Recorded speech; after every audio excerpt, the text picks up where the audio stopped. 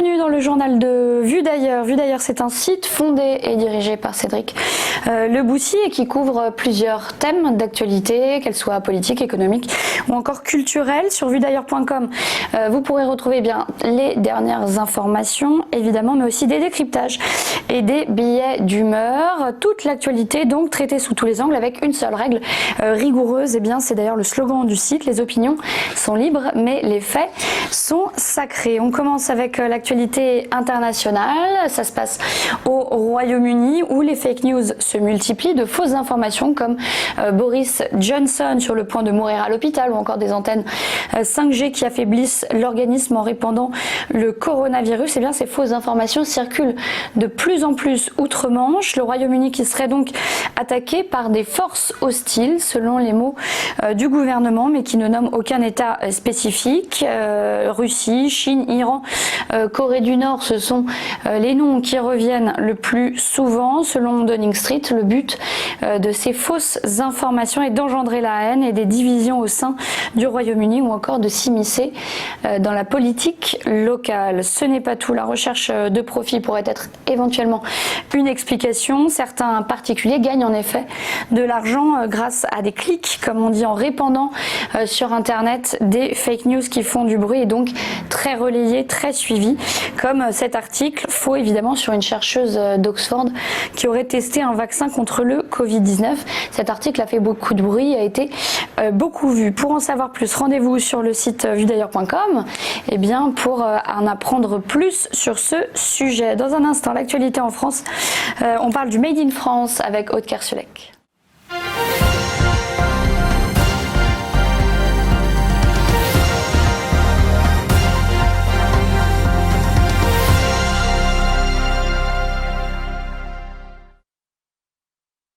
Les actualités en France, on s'intéresse à un thème développé sur le site La Reprise économique. Dans sa dernière allocution, Emmanuel Macron a dit vouloir bâtir un modèle économique plus fort pour ne pas dépendre des autres. Alors comment peut-il s'y prendre? On en parle avec notre chroniqueuse d'économie, Aude Kersulek. Bonjour Aude.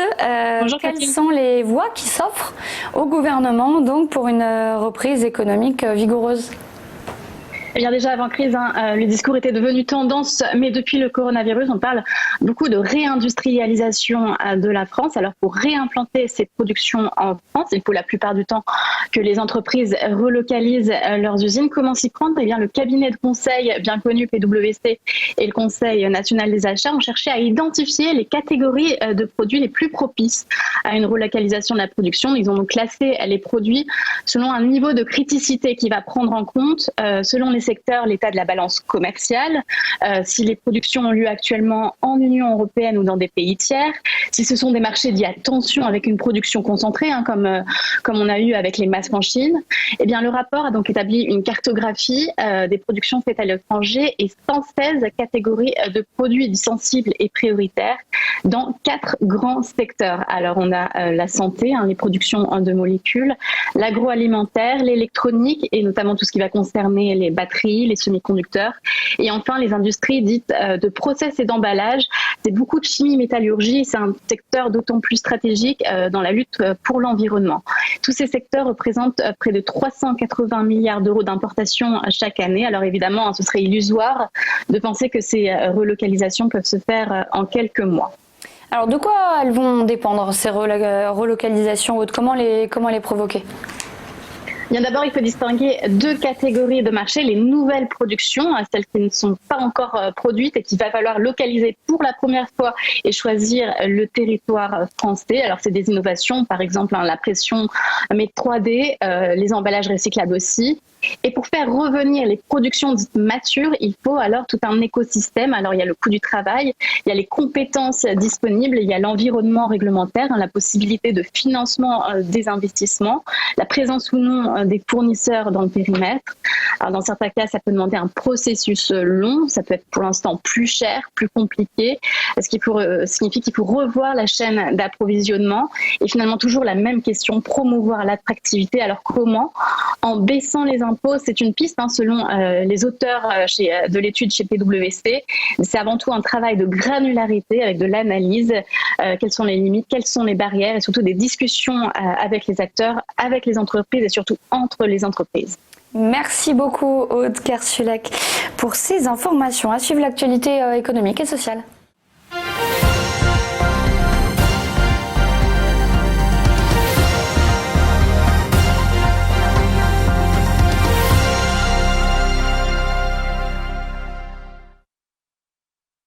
L'actualité économique et sociale avec aujourd'hui Jean-Claude Fontanive, le président de NextSea, une agence internationale de communication multimédia intégrée. Il est notre invité. Bonjour. Bonjour. Merci d'être avec nous. Vous signez un article sur le site Vue d'ailleurs, donc sur un thème que vous connaissez bien puisque vous travaillez avec ces entreprises, la Grande Méditerranée. Quel rôle, selon vous, la Grande Méditerranée, elle joue dans la transition énergétique ?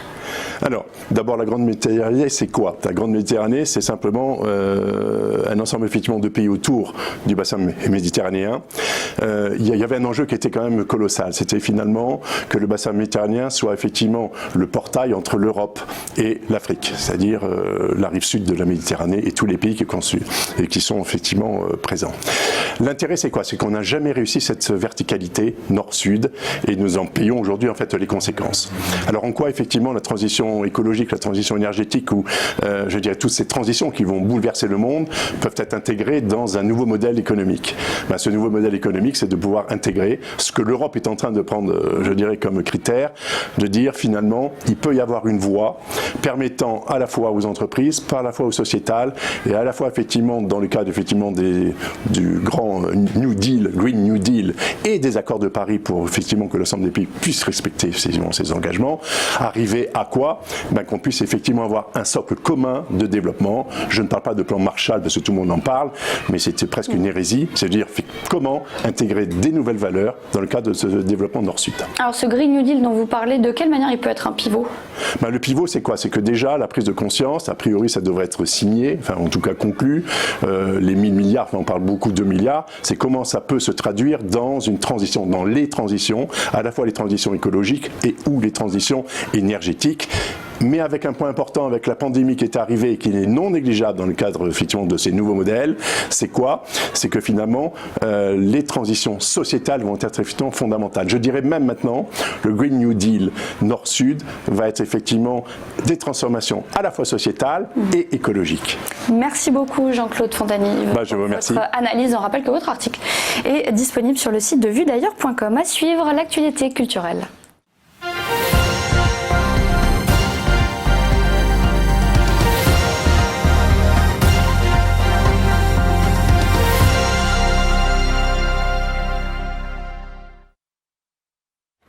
L'actualité culturelle tout de suite et on s'intéresse à une tribune publiée sur le site de France Info. Ajoutons du noir aux couleurs de l'arc-en-ciel. Plus de 50 associations et personnalités LGBT+ s'engagent contre le racisme. Pour en parler, nous sommes en direct avec Alain Gavant, expert diversité et militant associatif. Bonjour, vous êtes l'une des 5 personnes à l'origine de ce texte. Cette tribune, elle est née en réaction à la mort de George Floyd aux États-Unis le 25 mai dernier.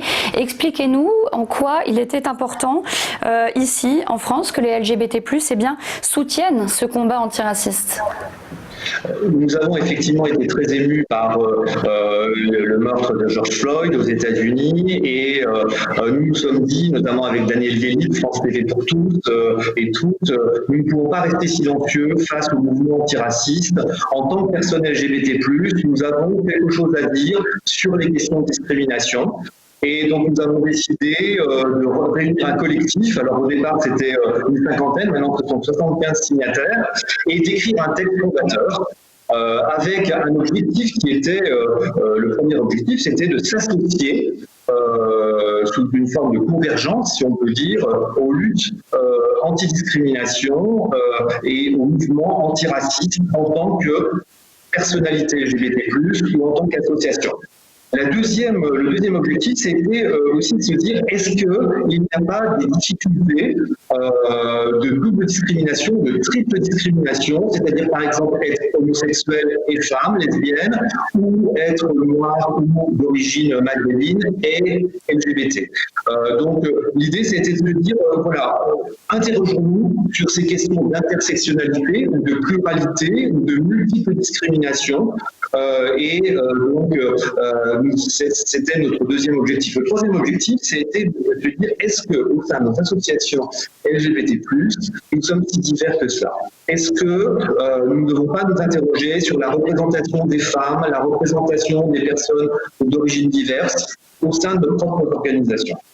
Alors, voilà, donc, concrètement, votre mouvement, quelles sont ces actions? Quelles vont être ces actions? Alors, bon, tout d'abord, ça a été la tribune fondatrice, et puis donc, il y a eu des ateliers qui ont été lancés, plusieurs sont organisés cet été, et donc nous allons rédiger, élaborer un plan d'action. Alors, ce plan d'action, ça va être par exemple expliquer le sujet, la sémantique, bien comprendre la problématique. Vous voyez, par exemple, ces questions de double discrimination, d'intersectionnalité, ce sont des sujets qui ne sont pas forcément simples. Est-ce que nous sommes légitimes en tant que personnes LGBT pour travailler sur des questions de racisme? Voilà, tout ça, c'est un premier pavé. Ensuite, il y a un deuxième sujet qui consiste à identifier des bonnes pratiques au sein de nos associations et ensuite de donner des repères aux associations et aux acteurs qui voudraient travailler sur ces sujets. Donc le champ est immense, hein, donc c'est une première pierre qui est posée, et bien sûr c'est le début d'une aventure avec, je le rappelle, des associations qui sont quand même de grande envergure en France. Nous avons le président du RAVAD, nous avons SOS Homophobie, nous avons l'association Aide, nous avons également pas mal de réseaux LGBT+, d'entreprises, comme celui par exemple d'IBM, d'Orange, de Thales, ou Baria ou d'Airbus. Donc c'est un mouvement qui a pris de l'ampleur, hein, avec ses 75 associations, et nous espérons effectivement aboutir à des actions extrêmement concrètes. Merci beaucoup Alain Gavant d'avoir répondu à nos questions. Merci à vous de nous avoir suivis, d'avoir été avec nous, et n'oubliez pas ces informations, toutes ces informations que nous avons développées, eh bien elles sont à retrouver en détail sur le site de vuedailleurs.com. À très vite.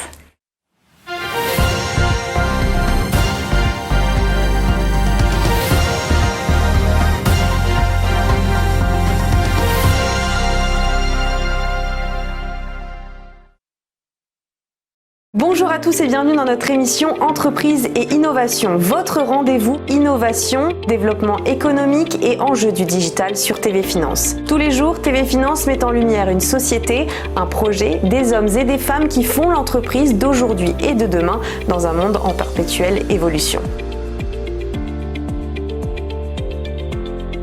Pour y participer, contactez-nous sur tvfinance.fr.